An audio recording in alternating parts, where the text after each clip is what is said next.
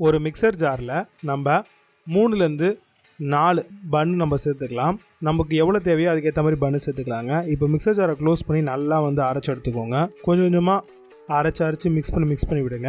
இப்போ நல்லா உங்களுக்கு பவுடர் ஆகிடுச்சு. இதை ஒரு பிளேட்டுக்கு ட்ரான்ஸ்ஃபர் பண்ணிக்கோங்க. இந்த அளவுக்கு உங்களுக்கு பொடியாக இருந்தால் போதுமானது. இப்போ எல்லாத்தையும் ட்ரான்ஸ்ஃபர் பண்ணிவிட்டு இப்போ ஸ்டவ் ஆன் பண்ணி ஒரு ஃப்ரை பேன் வச்சுக்கோங்க. ஃப்ரை பேன் நல்லா காஞ்சதும் இதில் ஃபஸ்ட்டு பார்த்திங்கன்னா ஒரு 3 ஸ்பூன் அளவுக்கு இருக்கக்கூடிய நெய் சேர்த்துக்கோங்க.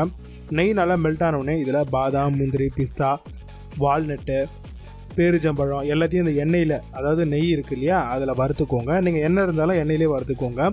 எல்லாத்தையும் நல்லா வறுத்துட்டு ஓரளவுக்கு நல்லா லைட் ப்ரௌன் வந்த உடனே அதை அப்படியே எடுத்து ஒரு பிளேட்டுக்கு மாற்றிக்கோங்க. நெய்யோடு இருந்தாலும் பிரச்சனை இல்லை, ஏன்னா நம்ம திரும்பவும் அதில் தான் போட போகிறோம், பன்னில் தான். இப்போ எல்லாமே பண்ணியாச்சு. இப்போ திரும்ப ஃப்ரை பேன் வச்சு அதில் இன்னும் கொஞ்சம் நெய் சேர்த்துக்கோங்க. எண்ணெய் வேணும்னாலும் சேர்த்துக்கோங்க. இப்போ நம்ம அரைச்சி சேர்ந்த அந்த பன் பொடியை அதில் சேர்த்துக்கோங்க. சேர்த்துட்டு நல்லா பார்த்திங்க அப்படின்னா ப்ரௌன் ஆகிற வரைக்கும் நல்லா வறுபடட்டோன்னு வறுத்துக்கோங்க. நல்லா பார்த்திங்கன்னா ஃப்ரை பண்ணி விடுங்க. ஃபஸ்ட்டு உங்களுக்கு பொறுமையாக ஃப்ரை ஆகும். அதுக்கப்புறம் நல்லா உங்களுக்கு இந்த மாதிரியான ஒரு ஸ்டேஜுக்கு வந்துடுங்க. நல்லா இந்த அளவுக்கு கலர் வந்த உடனே நம்ம இதில் கொஞ்சம் கொஞ்சமாக பால் சேர்க்கணும். எந்த அளவுக்கு நம்ம சேர்க்குறோமோ அந்த அளவுக்கு உங்களுக்கு நல்லாயிருக்கும். நீங்கள் சுடுதண்ணி ஊற்றி கூட தாராளமாக வேக வைக்கலாம். நீங்கள் ஃபஸ்ட்டு கொஞ்சம் கொஞ்சமாக பால் ஊற்றிக்கோங்க. நான் இந்த அளவுக்கு ஊற்றிருக்கோம். நீங்கள் சுடுதண்ணி ஊற்றி செஞ்சாலும் தாராளமாக செய்யலாம்.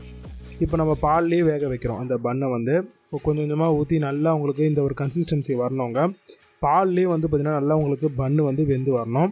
இப்போ இந்த அளவுக்கு பார்த்திங்கன்னா உங்களுக்கு வெந்து நல்லா குழஞ்சி வரும். இந்த டைமில் பார்த்திங்க அப்படின்னா நம்மக்கிட்ட நாட்டு சர்க்கரையோ இல்லை வெள்ளத்தூளோ இருந்தது அப்படின்னா அதை பார்த்திங்கன்னா நம்ம ஒரு 1/2 கப்பு அளவுக்கு தாராளமாக சேர்த்துக்கலாம். ஸ்வீட் எவ்வளோ வேணுமோ அந்த அளவுக்கு நீங்கள் சேர்த்துக்கோங்க. சேர்த்துட்டு அது நல்லா மெல்ட் ஆகிடும். இதுவே வெள்ளமாக இருந்தால் பாகு எடுத்து, அதாவது வெள்ளத்தை கரைச்சிட்டு அதுக்கப்புறம் நீங்கள் ஊற்றுற மாதிரி இருக்கும். இப்போது கொஞ்சம் கொஞ்சமாக நம்ம நெய்யும் சேர்க்குறோங்க. அப்போ தான் நல்லா உங்களுக்கு திரண்டு வரும். இந்த இடத்துல பார்த்திங்கன்னா நல்லா பார்த்திங்கன்னா சாட்டே பண்ணி விடுங்க. நல்லா மிக்ஸ் பண்ணி விடுங்க. நல்லா மிக்ஸ் பண்ண உங்களுக்கு நல்லா வரும். இந்த மாதிரி நல்லா பார்த்திங்கன்னா மிக்ஸ் பண்ணி விடுங்க.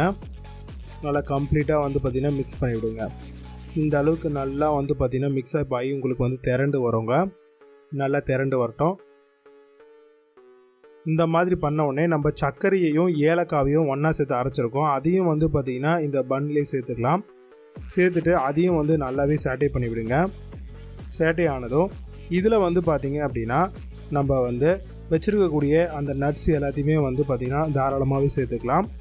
எல்லாத்தையும் சேர்த்துட்டு நல்லா கிளறி விட்டுருங்க.